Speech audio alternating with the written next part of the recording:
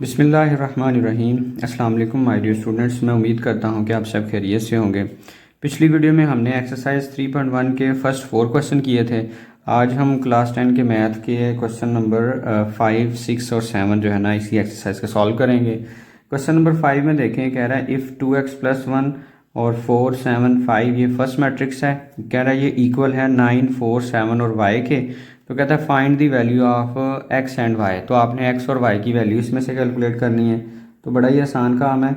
Simply आपने सबसे पहले ये जो मैट्रिसेस हमें गिवन है ये आपने लिख लेने हैं। फर्स्ट मैट्रिक्स हमारे पास है 2x + 1 और 4, 7 और 5 जो है ये इसके एलिमेंट्स हैं। और ये हमें गिवन है कि ये इक्वल हैं 9, 4, 7 और y के। तो अगर टू मैट्रिसेस आपस में इक्वल हों तो उसी सूरत पॉसिबल होता है कि जब उन दोनों का ऑर्डर सेम है और उनकी करस्पॉन्डिंग एंट्रीज सेम है। तो इसलिए हम इक्वल मैट्रिसेस की डेफिनेशन के मुताबिक इस फर्स्ट एलिमेंट को फर्स्ट के इक्वल करेंगे और इसमें से हम x की वैल्यू निकाल लेंगे। तो आप यूँ लिखेंगे जी 2x जो है 2x + 1 वो इक्वल होगा 9 के। और दूसरे नंबर पे आप देखें 4 को 4 के इक्वल रखने का फ़ायदा ही नहीं है, ये वैसे ही इक्वल नज़र आ रहे हैं हमें। 7 को 7 के इक्वल रखने का भी फ़ायदा कोई नहीं है। तो y को आप 5 के इक्वल या 5 को आप y के इक्वल इस तरह से लिख लेंगे 5 = y। तो y की तो वैल्यू निकल आई है, बस इसको आप सीधा करके लिख लें कि y = 5। अब बाकी रह गई x की वैल्यू, वो हम इस इक्वेशन में से कैलकुलेट कर लेंगे। मतलब आप लिखेंगे 2x = 9, ये +1 है उस साइड पर जाके -1 होगा। और 2x = 9 में से 1 माइनस करेंगे तो 8 होगा। और 2 इधर मल्टीप्लाई है उस साइड पे जाके हो जाएगा डिवाइड। तो 8 को आप 2 से कट करें, 2 1 ज़ा 2, 2 4 ज़ा 8, तो 4/1 जो है ना हमारे पास 4 आंसर आएगा। तो x की वैल्यू हमारे पास कैलकुलेट हुई 4 और जो y की वैल्यू है वो हमारे पास कैलकुलेट हुई 5। तो इसमें x और y की वैल्यू कैलकुलेट करनी थी। बिस्मिल्लाहिर्रहमानिर्रहीम।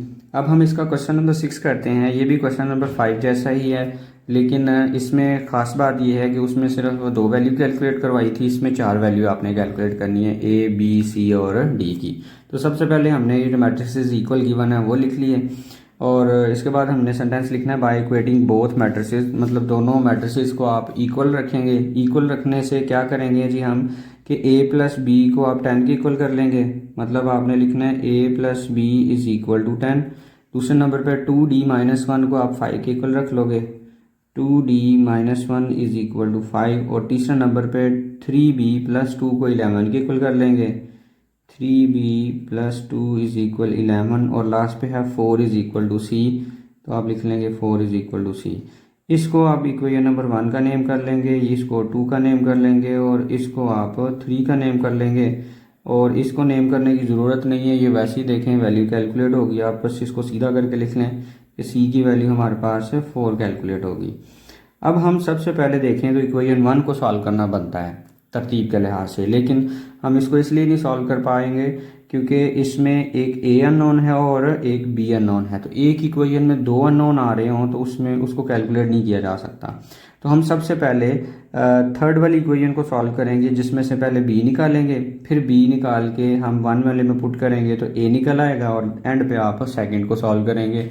या सेकंड तो वैसे भी इंडिपेंडेंट है, जब मर्जी इसको सॉल्व कर लें कोई इशू नहीं है।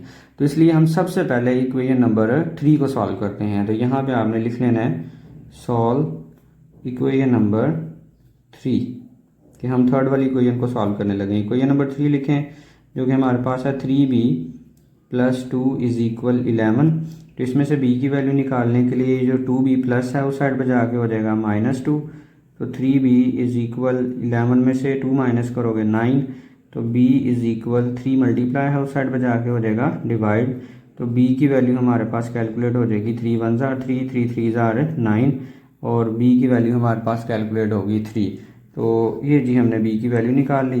अब हम सॉल्व करते हैं इक्वेशन नंबर 1 और फिर एंड पे हम सॉल्व कर लेंगे इक्वेशन नंबर 2। तो यहाँ पे आप लिख लेंगे सॉल्व इक्वेशन नंबर 1। तो उसको लिखें जी सॉल्व इक्वेशन नंबर 1 जो है ना वो हमारे पास है a + b = 10। ये जो b की वैल्यू 3 हमने कैलकुलेट किया है, इस b की जगह पे आप पुट कर लेंगे। b की जगह पे आपने 3 लिख लेना है = 10 और ये जो 3 इधर प्लस हो रहा है उस साइड पे जाके हो जाएगा माइनस। तो ए की वैल्यू भी कैलकुलेट होगी जो कि हमारे पास होगी 7। अब लास्ट एक इक्वेशन बच गई है सेकंड, उसको हम सॉल्व कर लेते हैं और यहाँ पे हम लिखेंगे सॉल्व इक्वेशन नंबर 2 और ये हमारे पास है 2d - 1 इज इक्वल टू 5 है और 2d इज इक्वल 5, ये माइनस है उस साइड पे जाके प्लस हो जाएगा और 2d इज इक्वल टू 6 और d इज इक्वल 6/2 और d इज इक्वल 2 1 ज़ा 2 होगा और 2 3 ज़ा 6, मतलब हमारे पास d का जो आंसर है वो आ गया 3 जो है। अब लास्ट पे आपने तरतीब से बस लिख देना इन चारों को, मतलब आप लिखेंगे हैंस ए जो है वो हमारे पास देखें जी 7 है, कामा बी की वैल्यू जो है वो हमारे पास 3 है और कामा सी की वैल्यू जो है वो हमारे पास है 4 और जो डी की वैल्यू है वो हमारे पास है 3। तो इस तरह से आपने इकट्ठी करके भी लिख देनी है।